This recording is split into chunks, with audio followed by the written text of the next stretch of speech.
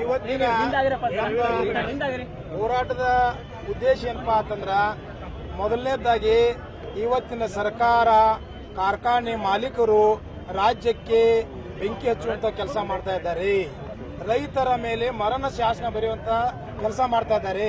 ಇವತ್ತಿನ ದಿವಸ ಪಕ್ಕದ ಮಹಾರಾಷ್ಟ್ರ ರಾಜ್ಯ 3,500 ರೂಪಾಯಿ ಕಬ್ಬಿನ ದರ ಘೋಷಣೆ ಮಾಡಿದರು. 20 ತಾರೀಕು ಕಾರ್ಖಾನೆ ಚಾಲೂ ಮಾಡೋರ ನಮ್ಮ ಹೋರಾಟದಿಂದ ಇವತ್ತಿನ ಕಾರ್ಖಾನೆ ಚಾಲೂ ಮಾಡಿಲ್ಲ. ಇವ್ರಿಗೆ ಏನಾರ ಸ್ವಲ್ಪ ಸರ್ಕಾರಕ್ಕೆ ಕಣ್ಣು ಕಿವಿ ಮೂಗ ಮಾನ ಮರ್ಯಾದೆ ಅನ್ನೋದು ಇತ್ತಪ್ಪ ಅಂತಂದ್ರ ನಾಳೆ ನವೆಂಬರ್ 1ನೇ ತಾರೀಕು ನಮ್ಮ ಜಿಲ್ಲೆಯ ರಾಜ್ಯದ ರಾಜ್ಯೋತ್ಸವ ದಿವಸ ರೈತರಿಗೆ ಸಿಹಿ ಸುದ್ದಿ ಕೊಟ್ರೆ ಒಳ್ಳೇದು.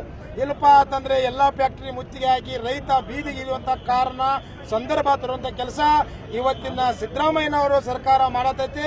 ದಯವಿಟ್ಟು ಯಾವುದೇ ಕಾರಣಕ್ಕೆ ಎಚ್ಚೆತ್ತು ಕೊಟ್ಟ ಇವತ್ತೇನಾರ ಅವರು ರೈತರು ಅನ್ನ ಉಣ್ಣಾತೀರಪ್ಪ ಅಂತಂದ್ರ ಜೀವ ರೈತರ ಹೆಸರ ಮೇಲೆ ಬದುಕಾತೀರಂದ್ರ ರೈತಿಗೆ ಮಹಾರಾಷ್ಟ್ರ ಮಾದರಿ ಒಳಗ ಬೆಲೆ ಕೊಡಲೇಬೇಕು.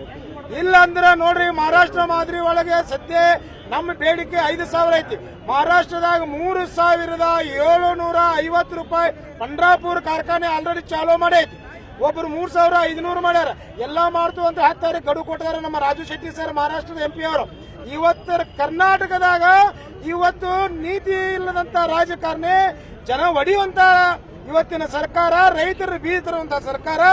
ದಯವಿಟ್ಟು ಏನಾರ ಈ ಸಾರಿ ದರ ಘೋಷಣೆ ಮಾಡದೇ ಇದ್ರೆ ರೈತರು ಕ್ರಾಂತಿಕಾರಿಯಾಗಿ ಹೋರಾಟ ಮಾಡಲಿಕ್ಕೆ ಸದ್ಯ